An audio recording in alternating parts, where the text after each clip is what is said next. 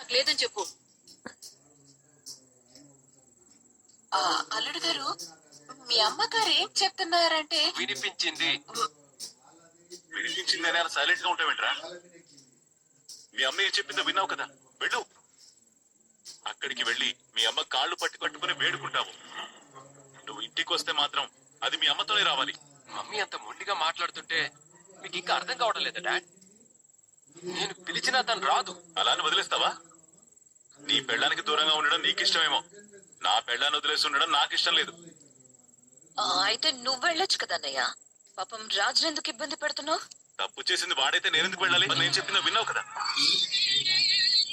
వీడి గారాబం చేసి నేనే చెడగొట్టానంట. వీడి మొండితనానికి, పొగురికి, బరుపుకి అన్నిటికీ కారణం నేనేనట. నీ మనసులో ఉన్నవన్నీ మమ్మీ అన్నట్టుగా నా మీద రుద్దకు డాడ్. నిజంగా అంత మొండితనం పొగరు ఉంటే కావ్యను సీఈఓ చేసినప్పుడు మేనేజర్ పని ఎందుకు చేస్తాను? అందుకేగా మోసం చేసి తనని ఆఫీసు నుండి తరిమేసి. నన్ను ఎందుకు నమ్మలేకపోతున్నారు? కావున్నాయి, ముందు నువ్వు వెళ్ళి కూరగాయలు తీసుకురా. ఎందుకు మమ్మీ అలా టెన్షన్ పడతావు? రాజు ఇక్కడికి వెళ్ళినంత మాత్రాన ఏమవుతుందో చెప్పు. కావ్యం చూడగానే కరిగిపోతాడా? నువ్వు లేక నేను లేను అంటూ ఇంటికి తీసుకొచ్చేస్తాడా? మొదటిసారి మళ్ళా చీటింగ్ సీఈఓ పదవి నుంచి తనను తప్పించి శాశ్వతంగా ఆఫ్ చేశాడు. అలాంటిది ఇంటికి తీసుకొస్తాడా?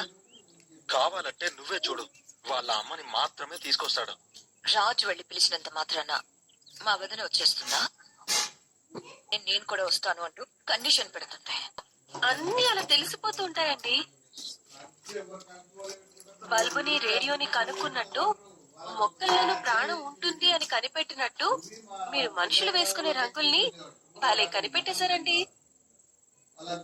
మనుషుల్లోని అసలు రంగు కనుక్కున్న సైంటిస్ట్ గా మీ పేరు చరిత్రలో చిరస్థాయిగా లిఖించాలి. ఎక్కువ మాట్లాడకుండా వెళ్ళి మా అమ్మని పిలువు. గుడిలో దేవతని చూడ్డానికి వెళ్ళి దేవతని బయటికి ఎవరు పిలవరు. వెళ్ళి మీరే దర్శనం చేసుకో. ఎంత చిన్న పిల్లాడో ఆఫీస్ లోనే అర్థమైందిలేండి. నేను వేసిన డిజైన్స్ ని టేబుల్ కింద మీరు దాక్కుని మరీ దొంగతనం చేయడం పెద్ద మనుషుల లక్షణమా? నేను చూశాను. నువ్వు చెప్పినట్టే బెండకాయలు, టమాటాలు కోసి పెట్టాను. ఇక లేవనా? కాళ్ళు పట్టేస్తున్నాయి.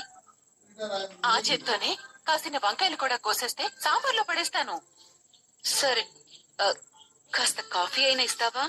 అయ్యో, మా మధ్య తరగతి ఇళ్లలో రోజుకు 2 సార్లే కాఫీ తాగుతాం వదినా. పర్వాలేదులే కనకం. ఈ రోజు అన్ని కూరగాయలేనా? చికెన్ ఏమైనా తెమ్మని కావ్యతో చెప్పవా? అమ్మో, మీ ఇళ్ళని కోసుకుని తింటారేమో కానీ మా మధ్య తరగతి ఇళ్లలో ఆదివారం ఒక్క రోజు మాత్రమే చికెన్ తింటాం వదినా. Stop it. అయ్యో, అల్లుడు గారు వచ్చారు. ఎంతసేపు అయింది బాబు వచ్చి? మీరు కాలు మీద కాలు వేసుకొని కాఫీ తాగుతూ ఫ్యాన్ కూడా వేసుకొని ఇవ్వకుండా, కాఫీ కూడా ఇవ్వకుండా అమ్మని